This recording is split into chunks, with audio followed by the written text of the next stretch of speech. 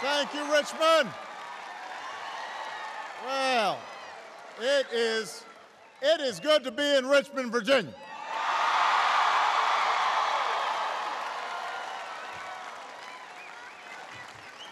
Thank you, Nigel, for that outstanding introduction. Give Nigel a big round of applause.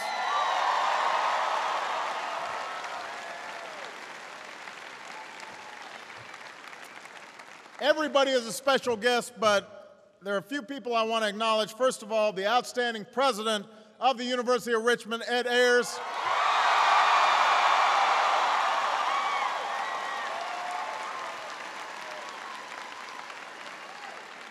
The mayor of Richmond, Dwight Jones, is in the house.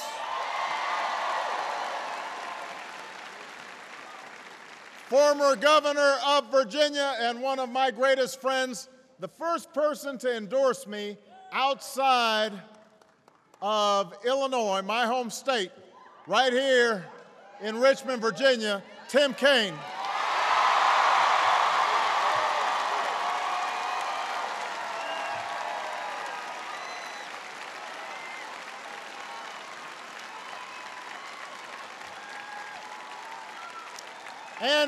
And his lovely wife, Ann, who I love more. And another history maker and outstanding former governors, Doug Wilder's in the house.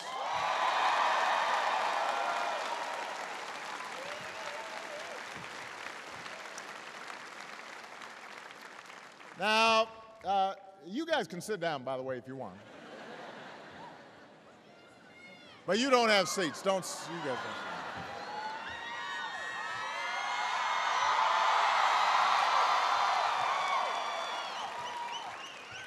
It is good to be here in Virginia, first of all, because the sun is out. I have not seen sun in about 5 days. So it was nice to remember what that's like. It is always nice to get out of Washington once in a while. Be with the American people, and you know, I have great memories of Richmond, and I have wonderful feelings about the Commonwealth of Virginia. The people here, you know, the people here, I just think have an innate optimism and a can-do spirit that is typical of this country. And well, I love you too. I love you too. So it's good to get some fresh air. It's good to get some fresh perspective.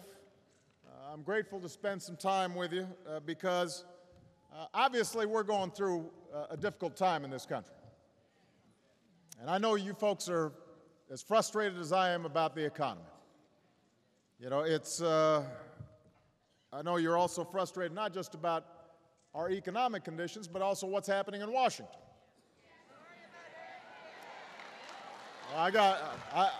Tim, I got an amen there.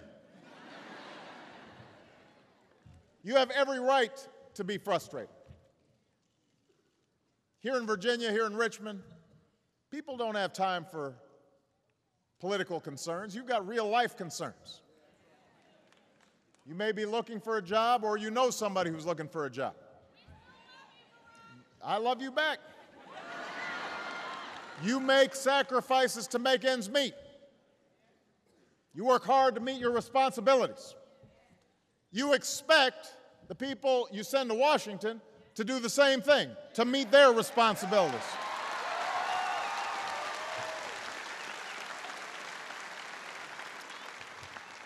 You expect in a time of crisis that everybody stops the political circus and actually do something to help people, to help the economy, to restore some security and opportunity, restore the American dream, restore those things that made America the envy of the world.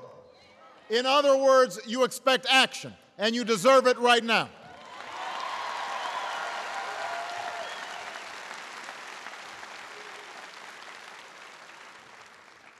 And that's why, after a few scheduling issues, I went to Congress last night.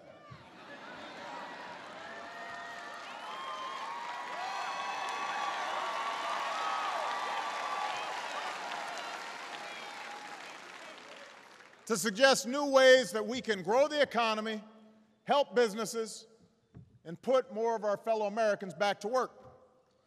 So it's called the American Jobs Act.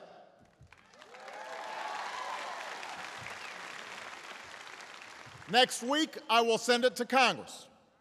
They should pass it right away.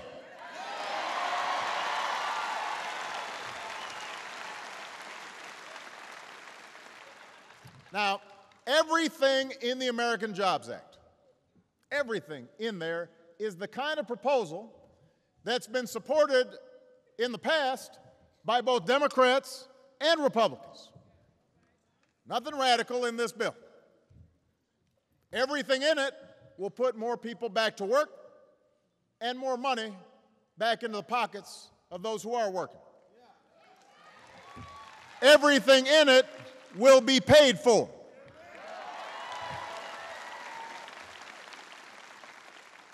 But the reason I'm here in Richmond is because to make it happen, every one of your voices can make a difference. Every one of your voices will have an impact. I'm going to talk about the politics in a second, but let me right now just talk about what's in the American Jobs Act. It will create more jobs for construction workers, more jobs for teachers, more jobs for veterans, more jobs for young people.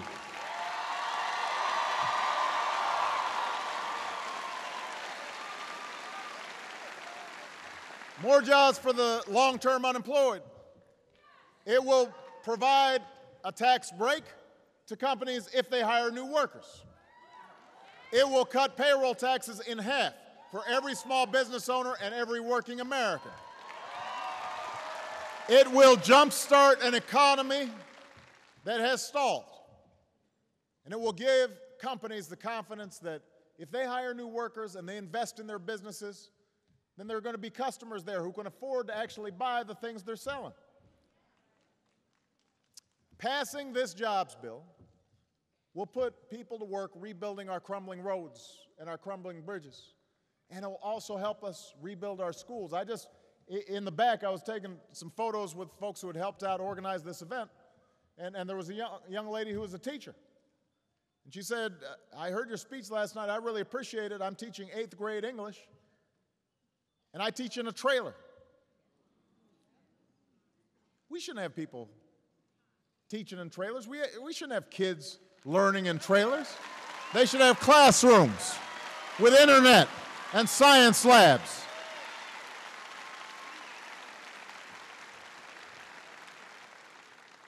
So you've got aging bridges on I-95.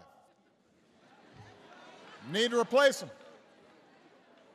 You got schools like Nigel's that need to be upgraded. There are millions of unemployed construction workers across America ready to put on their tool belt and get dirty. I don't know about you.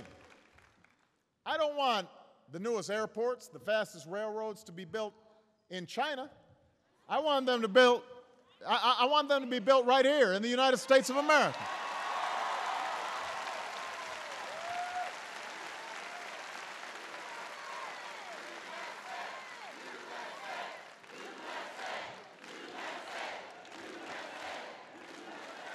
I don't want any of our kids to study in subpar schools.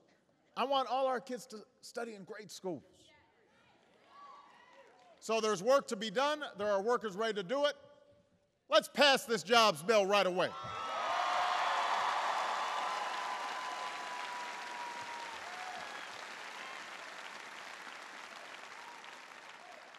Passing this jobs bill will put thousands of teachers in Virginia and across America back to work when we need them most.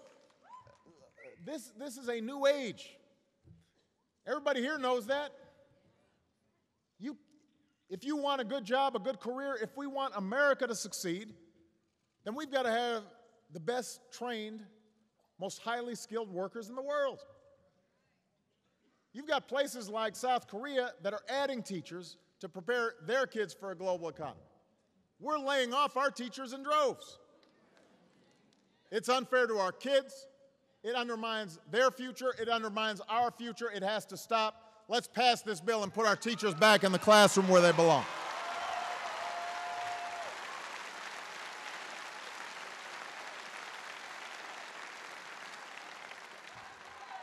Passing this bill gives companies new tax credits to hire America's veterans. There are a lot of veterans here in Richmond and all across Virginia. We ask these men and women to leave their careers or interrupt their careers, leave their families, risk their lives to fight for us. They come home and they can't find a job. The last thing they should have to do is fight for a job when they come home. Pass this bill now and put these folks to work.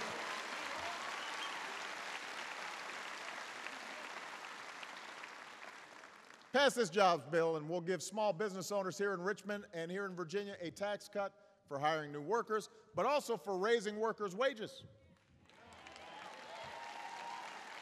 Cut their payroll taxes in half. That will give small businesses money they can use to hire more workers. Pass this bill and we give hundreds of thousands of disadvantaged youth the hope and the dignity of a summer job next year.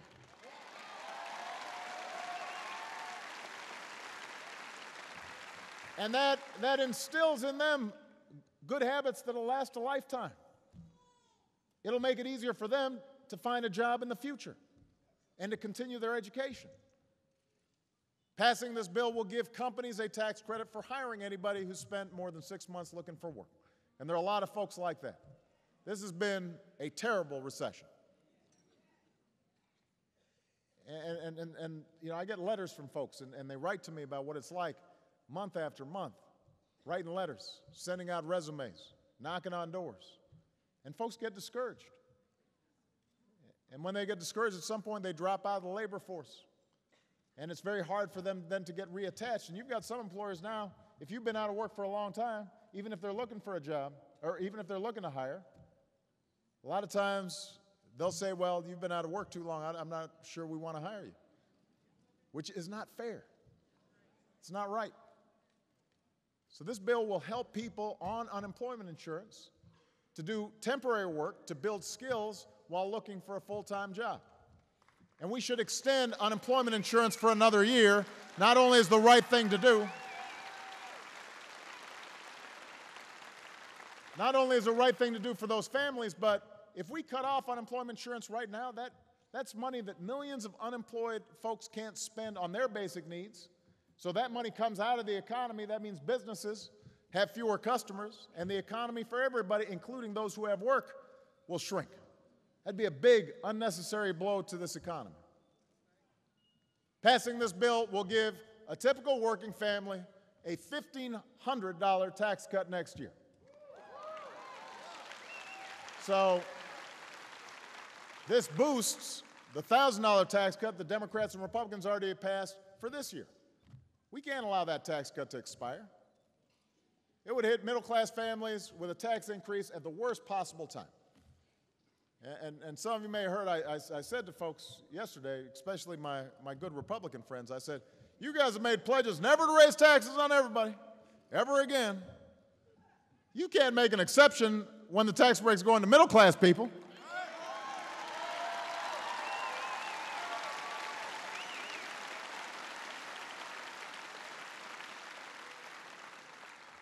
So this is the American Jobs Act. It will lead to new jobs for construction workers, teachers, veterans, young people, the long-term unemployed. Provide tax credits for businesses and workers. And it will not add to the deficit. It will be paid for. Look, we spent a whole summer fussing about the deficit. And it is legitimate for us to get a government that is living within its means, just like families do. Now, Democrats and Republicans have already agreed to cut spending by about $1 trillion over the next decade. They've agreed to identify another $1.5 trillion savings by the end of the year. But what I said last night is, let's go further. Let's be a little more ambitious. I believe we need to do more to make sure that we can to boost jobs and growth in the short term and still bring down our debt in the long run. So 10 days from now, I'll release a more ambitious deficit reduction plan. And it will follow the balanced approach that I've been talking about for months.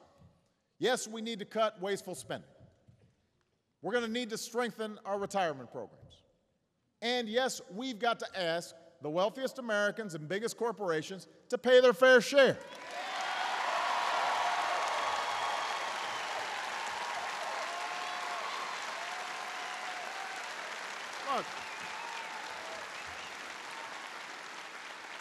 Look, Virginia, I want to make very clear. I understand nobody likes paying taxes. I understand. I pay a lot of taxes. I mean, you can look, it's public, the amount of taxes I pay, it's serious. You know, I'm not taking advantage of a bunch of loopholes. So I understand that, but you know, we've always lived based on the principle that everybody's got to do their fair share. And we've got to make some choices. We've got to decide what are our priorities. We've got to ask ourselves what's not just best for me, but what's best for us. What's the best way to grow the economy and create jobs? Should we keep tax loopholes for oil companies? Or should we use that money to give small business owners a tax credit when they hire new workers? We can't afford to do both.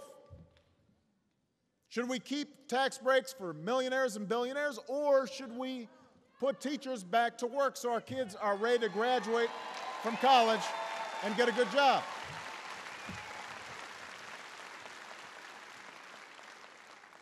We can't afford to do both. We've got to make real choices about the kind of country that we want to be. You know, that's not class warfare. I'm not attacking anybody.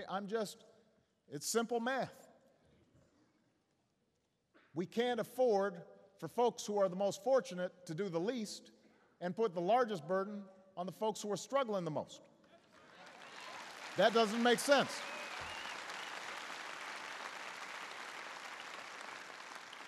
Now, I put forward this plan, the American Jobs Act, but we can't stop there. We can't stop there.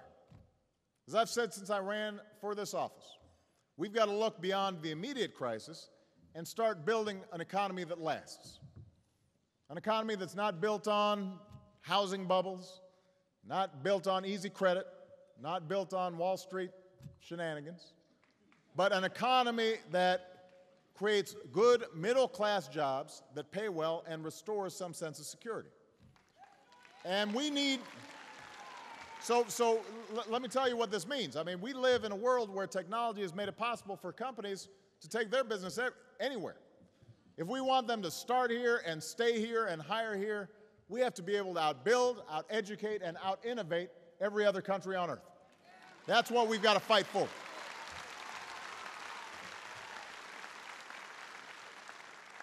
And that means everybody's got to up their game. All the college students here, I know you guys are having fun in college. I'm glad you're having fun, but you need to hit the books.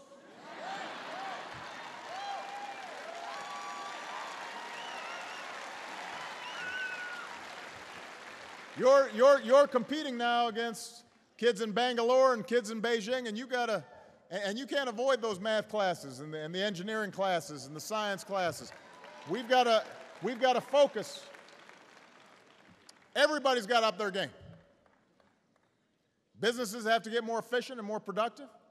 Employees have to constantly upgrade their skills. Even if you have a good job, you've got to keep on staying on top of it.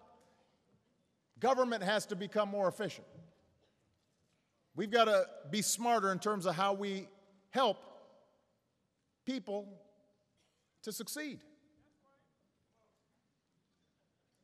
But to do all those things, I'm going to need your help. Now, look, I know that, this has been a long slog. dealing with this economy. And I know that, when I came into office, everybody was thinking, well, 6 months, we'll get this all solved. But I told you at the time, this was going to be a tough, long journey. And I also told you I couldn't do it on my own. Every kind of proposal in the American Jobs Act, every proposal to put more workers on the job, more money in their pockets, every single one of these proposals has been supported by Democrats and Republicans before. And so they should be supporting them now. And that will only happen, though, if they set politics aside for a moment to deal with America's problems. And the only way they're going to do that is if they hear from you.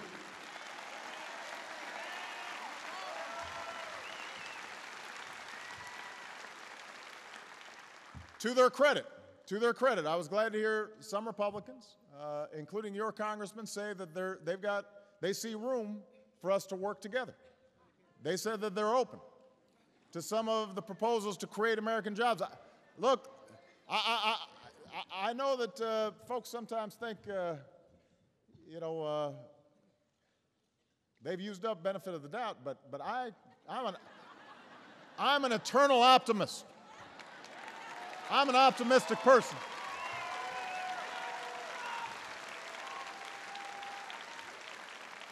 I'm an optimistic person.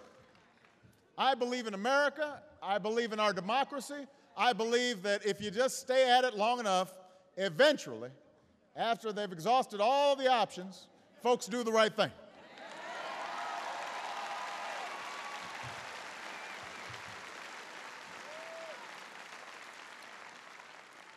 But we got to give them a little help to do the right thing. So I'm asking all of you to lift up your voices, not just here in Richmond. Anybody watching, listening, following online, I want you to call, I want you to email, I want you to tweet, I want you to fax, I want you to visit, I want you to Facebook, send a carrier pigeon. I want you to tell your congressperson the time for gridlock and games is over. The time for action is now. The time to create jobs is now. Pass this bill. If you want construction workers on the work site, pass this bill. If you want teachers in the classroom, pass this bill. You want small business owners to hire new people, pass this bill. You want veterans to get their fair share of opportunity that they helped create, pass this bill. You want a tax break, pass this bill. Prove you will fight as hard for tax cuts for workers and middle-class people as you do for oil companies and rich folks. Pass this bill. Let's get something done.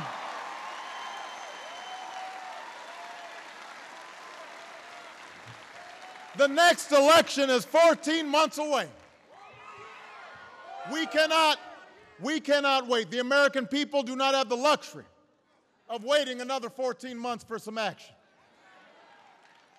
Some of you are living paycheck to paycheck, week to week, day by day. Now is not the time for people in Washington to be worrying about their jobs. It's time for them to be worrying about your jobs. Now's the time to put Americans back to work. Now's the time to act. We are not a people that just look and watch and wait to see what happens. We're Americans. We make things happen. We're tougher than these times. We are bigger than the smallness of our politics. We are patriots and we are pioneers and innovators and entrepreneurs who, through individual effort and through a common commitment to one another, will build an economy that is once again the engine and the envy of the world. And we will write our own destiny. It's within our power. But we've got to seize the moment. So let's just shake off all the naysaying and the anxiety and the hand-wringing Enough of that. Let's get to work. Let's show the world once again why America is the greatest nation on earth. Thank you, everybody. God bless you. God bless America.